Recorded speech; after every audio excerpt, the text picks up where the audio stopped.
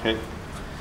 Now we are back to the spinal cord, and as we discussed that, this is the spinal cord upper cervical, dorsal funiculus, ventral funiculus, lateral funiculus, dorsal horn, ventral horn, and lateral horn. And this is the upper part of the cervical region, because we have the fasciculus gracilis right here, and we have the fasciculus cuneatus right here. If we go toward the medulla, this is the closed medulla, because we still have the central canal at this point. We have the gracilis nucleus, cuneatus nucleus, and trigeminal nucleus. Associated with those structures, we have the gracilis fasciculus, cuneatus fasciculus, and trigeminal tract. Associated with those, we have the gracilis tubercle, cuneatus tubercle, and tuberculum cinerea. Here are the pyramids, and we also have the pyramidal decussation at this point right here. If we move a little bit higher, now we're going to be getting into the open medulla, because we have the fourth ventricle. In this area, you have the pyramids. In addition to that, we have the olive, where you have the inferior olivary nucleus at this area. You have the medial lemniscus, which is going to be at this area right here. We have the hypoglossal trigon on the rhomboid fossa. Underneath of those, we have the hypoglossal nuclei. These two structures right here are the solitary nuclei, and the solitary nuclei are related to the receiving visceral sensory information. In this area right here, we have the inferior cerebellopeduncle. At this area right here, we still have the continuation of the trigeminal nucleus and the tract. And here we have the medial lemniscus, which is the ascending tract. If we move up, again, we are still in the open medulla. We have the pyramid, we have olive. We don't have much of the solitary nuclei, and here is going to be the reticular formation around here, and down here it is going to be the medial lemniscus and the medial longitudinal fasciculus, which is called MLF. It is going to be located at this area. Here would be the hypoglossal nucleus, which is not very clear in this picture. We're going to be going to this section right here. You will see that the wavy structure of the inferior olivary nucleus within the olive. Here is the pyramid, here is the medial lemniscus, and reticular formation in this area of the medulla that you can see. It is not very obvious structure, reticular formation, but it is spread out along the brain stem, and it continues all the way to the diencephalon. Here is going to be the medulla again. We are approaching the pons. You will see that here is the medulla, here is the beginning of the pons, and it's going to be going down. And here again, you have the inferior cerebellopeduncle, and on the lateral side, we have the middle cerebellopeduncle.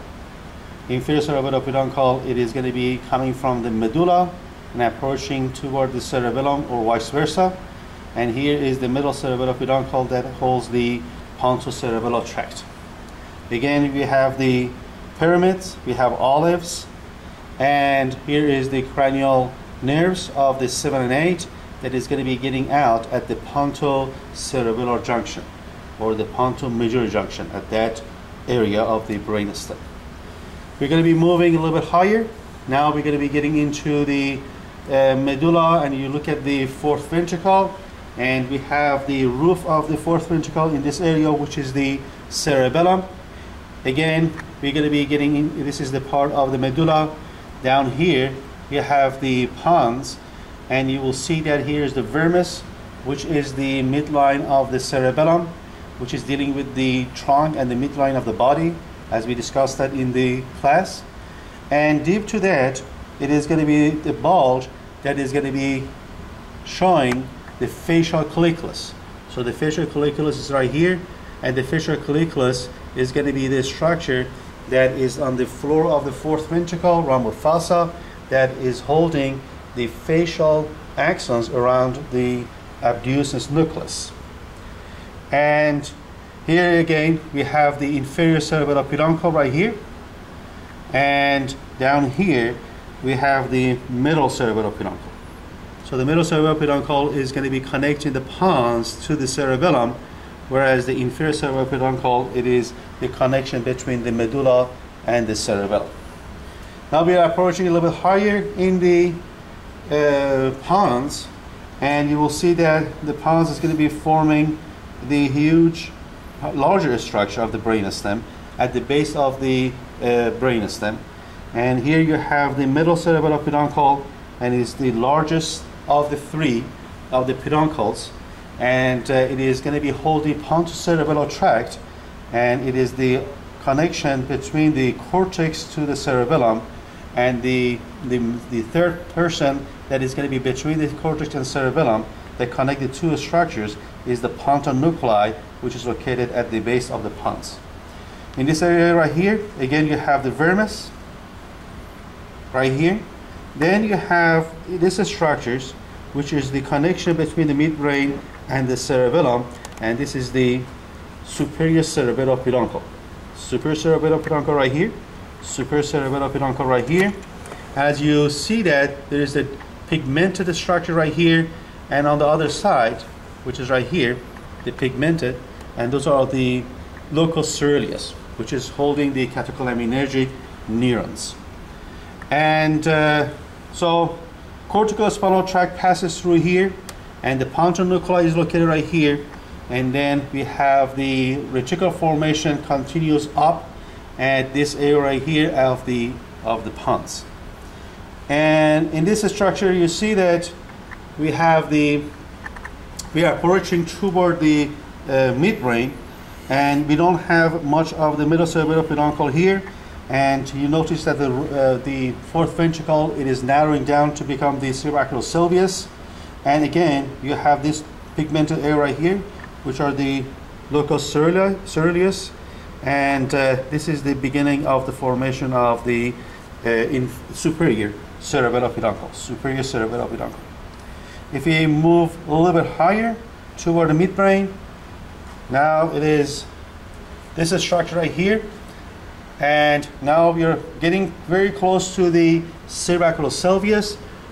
Inferior colliculi are shown here, and as you notice here, this is the cerebropeduncles, and here's the interpeduncular fossa, and here's the beginning of the periaqueductal gray matter. And if you move a little bit higher, you will see that in this structure right here, you have the cerebrocoelus. And around here, you have the periaqueductal gray matter. And here are the colliculi. And these are the inferior colliculi. And then you have the cerebropeduncles right here. And this is the rostral portion of the pons. And if you look at another structure, if I just show you this structure right here, for example, and you will notice that this is the junction of the midbrain and the pons, and this is the midbrain area, and this is the pons area, and that is between the two structures of the brainstem. Again, we have this structure right here. It is not very well preserved, but I'm just going to be showing this periaqueductal gray matter right here, which makes the encaphalogenic neurotransmitters, and they're going to be dealing with the pain. If I look at one last structure,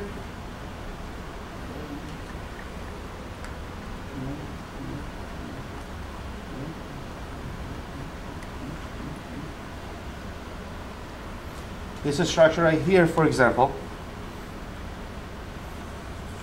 and again, you have, this is the pons, this is the fourth ventricle, here is the pontocerebellar tract that is going to be getting to the middle cerebellar peduncle. Here is the corticospinal tracts, and we have the ponton nuclei spread right here, and you will notice that this darker area, which should be the tract, and that is the medial lemniscus, and on the side you have the spinothalamic tracts, and they're going to be approaching to the higher area of the central nervous system. This structure I forgot to mention as well. We have the red nuclei in this area right here, and in this area right here. Zero peduncles, red nuclei, colliculi, cerebrocelvius, and the periaqueductal gray matter. And hopefully this structure is going to be helping you to do better for the second lab practical.